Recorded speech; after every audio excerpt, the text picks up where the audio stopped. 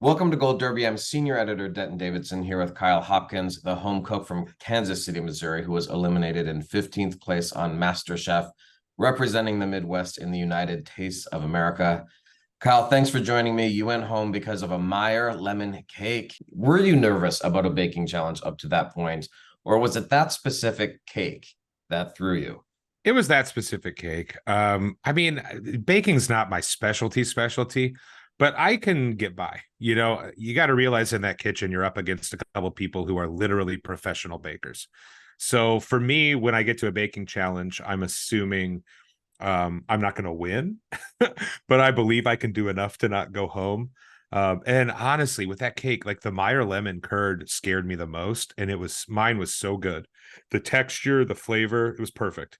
My cakes were really good. Everything's going great. We get an hour in, there's 30 minutes left, and I feel like everything's going perfect. And then it's a Swiss buttercream to hold that cake together. People that don't know, a Swiss buttercream is an intense, if any fat gets in, it gets broken. You've got to do the steps in the exact right order. I know now I didn't dissolve the sugar fully, and that kills it. It can't whip right.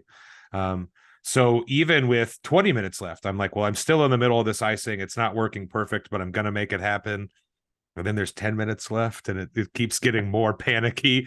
And then obviously by the end of it, I was in full panic mode and very much hoping that the Midwest team could win and give me immunity. So I didn't go home, and maybe hoping that somebody used salt instead of sugar so they would go home instead of me. But alas, that did not happen. And mine was really the worst dish of the night. But they were coming after you, like you and the Midwest. I mean, Wayne didn't have it easy either. He got like the nine No. layers. So they want, like, Kennedy wanted one of you to go home. Yeah. And, I think that there's a reason that people were scared of the Midwest.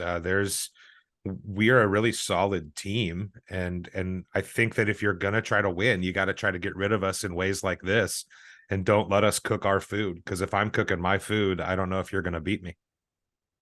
And it looked like the challenge was difficult for everyone, but you in particular just couldn't get it finished. So it Yep. wasn't pleasing to the eye.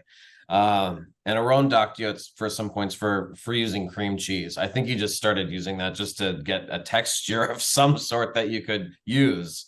Yeah, the cake needed structure, so I couldn't hold it together. The icing I had was not coming together, and would I do it differently in retrospect? Of course. But when you're looking at 5 minutes left, you need icing. You need it cold enough to ice the cake. You need 3 layers. You got to decorate the outside. It was the wrong move, but I thought cream cheese in that moment was going to give me the structure I needed, and it was going to be cold. So I wasn't going to make it hotter, because you have to use a double boiler to make a Swiss buttercream, and you can't put it on hot. So when I really got myself backed into a corner, it was my just get the cake on the tray, just so I have something, and fingers crossed that Wayne's crepe cake's going to get me up to the balcony and I can just live to see another day. But I didn't do that cream cheese because I thought it was the smart thing to do. I did it because I was drowning, and I was just trying not to die. The time was on, and you're like throwing the little leaves on. It was just, I mean, it was tough to watch. But you get to that bottom three with Nina and Madame Donut. What are Yeah. you thinking at that point? And by the way, one of the things I'll miss about you on the show is just the humor, because at one point in the show you say, I am sort of looking forward to what the judges have to say, but I also just sort of wish that someone would pull the fire alarm. It's true. So what were you thinking when you got called to the bottom three? Were you like, oh, this is going to be me? Did you think like, or did you think at that point, did you still have some sort of hope? No, I didn't. And let's go back a few hours too. I think United Tastes of America, there's kind of this, you're in these regions and you earn immunity. And so at first it's like, whatever, I'm just going to cook. But this is right about the point in the season where I think all of us were realizing the format was going to affect this show. And that morning, we'd all kind of talked about it. The Northeast almost became a non-factor when it comes to the bottom, because Nina and Bryn were so clearly in the top. They are such amazing cooks. So I was really hoping that one of them was going to win. If it's not my team, I want one of them, because then anybody in the South could also go home. The worst case scenario for my beautiful Meyer lemon cake is that somebody in the South gets immunity, because that instantly means 5 people are safe. You don't think Bryn or Nina are going to go home. So now it's either me or somebody from the West. And who's in the West? Well, Kennedy's in the balcony with immunity. Lizzie teaches baking classes. Her name is Madam Donut. Like, she has a baked good in her name. And then you've got James, and James is full of skills. I'm not going to talk smack on his skills, but he did not get pushed in this episode. He's got a pretty easy kind of dump cake thing in a 9x13 pan. So you're looking back there going, oh no. Like, I very much thought from the morning on that this is a perilous thing for me because of the format, because of the way this is structured. I could end up on the bottom against people who are really talented, just don't get to the bottom. And obviously I wasn't able to succeed at that goal. Yeah. And Colby won immunity, and she had sort of targeted him as well with that. I mean, he didn't have an easy cake. No. So, but again, he nailed it. Like, he deserves credit for that too. Yeah. His cake looked exactly like it. And then, there was some cakes that looked perfect, but I think they also really liked the way his tasted. So kudos to him. He nailed it. Yeah. And then Gordon said at the end that he was sure that would have made the top 10. Does that make you feel better or worse? Better. It's a vote of confidence. You know what I mean? Like, whatever. I think we all saw what happened, and I think he did too. And I think I think that he understands too that I do have a lot of skills, and I got that from him. He's not the warmest human in the world. I don't know if you've got that from the show, but you do get a little bit of his more warm side, and he does. It's MasterChef is his baby, and he cares. He wants the people on that show to look as good as they can. And I think he knows that I am a talented chef, and that wasn't representative of who I am necessarily. And I think, honestly, for the show, it's better to have all of the best people last as long as possible. And, I got knocked out, and the only thing I could have done is a better job. But it is nice to hear Gordon Ramsay say, wow, when I looked at you, I thought you'd make the top 5, top 10, whatever. That's a nice thing to hear from somebody like Gordon Ramsay. Well, I was rooting for you because I'm from the Midwest, and you won that state fair challenge to open the season. I'm from Minneapolis, so I loved the Minnesota State Fair shout out. Hell yeah. It is sort of the mecca of Midwest cuisine. So let's go back to better days when you topped everyone with those beer battered lobster fries. Was that a take on walleye, or what was your inspiration there? And that was quite a risk. What was that day like to just win something? Yeah. So I am a certified Cicerone. I do beer for a living. I actually work for Surly Brewing Company based in Minneapolis. Oh, okay. So I've done some drinking in Minneapolis, and I've eaten late night walleye fries many a times in bars. Now, when I auditioned, I cooked with bourbon, and I had this fun story that I'm a certified Cicerone. I'm a beer professional. Well, of course, they were like, why aren't you cooking with beer? So in the back of my mind on that first challenge, I was like, I really want to cook with beer. I don't want to force it, but if the challenge is friendly to beer, I'm going to do it. And we walk through the doors, and it says State Fair. And I was like, oh, give me a 6-pack and a deep fryer. Like, I am ready to go. I can do State Fair. I wanted to do walleye fries, and I wanted to use beer. I just thought the lobster would elevate it. I maybe I should have been more intimidated. I just felt like my beer batter is so good and crispy. I know the science, right? I wanted the coldest beer possible. I made sure I got it freezing cold. I put beer in the remoulade, and I put beer in the salad I made. So there was beer in all 3 elements on the plate, which I was just kind of shoving it down their throats that, yes, I know the science of beer and how to cook with beer. And I can also, it's not just a parlor trick, but I can do it in a beautiful way where it matters.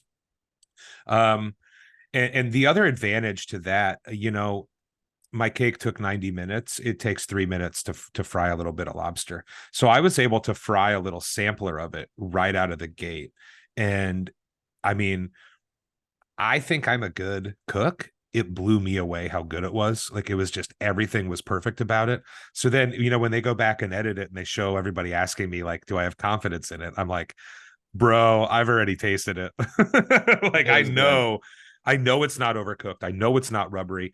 And I knew it was going to work with those other elements on the plate. And it's weird. That first episode, you don't really see what anyone else is doing because you're so just focused on not messing up your dish. So I had no idea what the competition was even going to look like. I'm just doing my best. But I was so happy and proud. And then when I got called up, and I was right there, but I could hear the crunch when Gordon crunched into it. And I like, my soul shined when I heard my beer batter crisping up. But yeah, like that is food that I'm so comfortable with. And it was a super elevated take on State Fair. I feel like I nailed the theme. It was good for who I am as a character on the show as the beer guy. And I was just so happy that they liked it as much as I did. Well, I wanted to taste it, and I think anytime it comes through the TV like that, and the viewer wants to taste your food, that's saying something. Yeah. Tell me about your background. I would love to hear about your history with cooking. Where did you learn to cook? When did it become this passion for you? And then what led you to audition for the show? Sure. So I've said this before and it sounds cheesy, but I really think I've become a better cook almost every day of my life. I started when I was 8 or 9, just cooking in my parents' kitchen. I would cook like one meal a week during the summer because I was into it. By the time I got to high school, I was working just like the kind of crummy, working at a bagel shop and working at a sandwich shop. And then by college, that got a little fancier, but I'm still like working in bars where you're just a line cook, making soups and salads and sandwiches. I left college and actually worked for a catering company while I was finishing college. And that was where I kind of started understanding refined food a little better. You're making 500 crab cakes a day. You start to learn how a crab cake should look and what holds it together. And really understanding the balance of flavors on certain dishes when I was working with those guys at that catering company. But then I kind of took the other path. I was actually a teacher for about a decade. And I taught high school English. I actually taught in South Korea for a while and got to eat a bunch of fun Asian food and learn about all those flavors. But it's always been something that's been kind of a hobby. And I think that's why I'm so good at it, because if I would have tried to open a restaurant at 24, I think I would be hardened and I would hate cooking. But instead at 24, I went a different direction. And so cooking is now something for me where I'm able to cook for my friends and family. I did like pop-up dinners while I was a teacher. I called it Food Underground Kansas City. So that was like FUKC, and it had the little Velvet Underground banana was the logo. And we do these little, 24 seats. It was very like off the radar. You kind of, once you bought a ticket, then you could invite other people. So I kind of like organically built this group of people that were willing to take a risk, and substitutions politely declined. There were always beer dinners where I would have fun beers that you would pair with them. And that really helped me become who I am today, because then I was really cooking really flavorful dishes that were very specific to that one night that was intended to pair with beers. Now, as far as the show, I worked for a large brewery in Kansas City when COVID hit, and I had a 3-week-old. So I came home, and it was literally my job to drink beer in public with strangers. And that became illegal literally for 6 months or something. So in that kind of period, I was kind of like, what else do I want to do? And I obviously love working in beer. But I came across a casting call kind of thing, like, hey, apply for this. We're looking for people to be on the show. Do you think you have what it takes? And I was like, maybe I do. So I filled out this application and figured that would be the last of it. And I got a phone call 3 days later, and the rest is kind of history. So what's next for you, Kyle? Do you have aspirations to cook professionally, or can people find you online and see dishes that you've come up with? The platform is yours. Cool. Yeah. So I'm KU Hoppy on Instagram, and I do all sorts of fun food stuff on there. I've been in some really fun conversations locally with people about some opportunities to do a couple different things. And I'm sure something will happen. That's part of the reason I did this, right? Was just to see if I could make it. And I think I proved I can. I think I have a voice in the culinary world, and hopefully some people that now know who I am and want to come hear that voice. Yeah, we'll see. I don't have any like, oh, my restaurant opens tomorrow kind of news to break here, but I do think there's some stuff in the future where people will get a lot of opportunities to taste my food. Maybe the Minnesota State Fair someday. I'm actually going to be there in a couple of weeks. I'm really excited. Are you? Yeah. Yeah, I'm jealous. I'm not. I don't live there anymore. Otherwise, I'd be there coming to visit. But You know what? It was sad to see you leave the competition at this stage of the game, but what an accomplishment to make the top 20, and it was fun to watch you compete. Thanks for coming to chat with Gold Derby, and best of luck in the future. Yeah, thank you so much. Thanks for having me.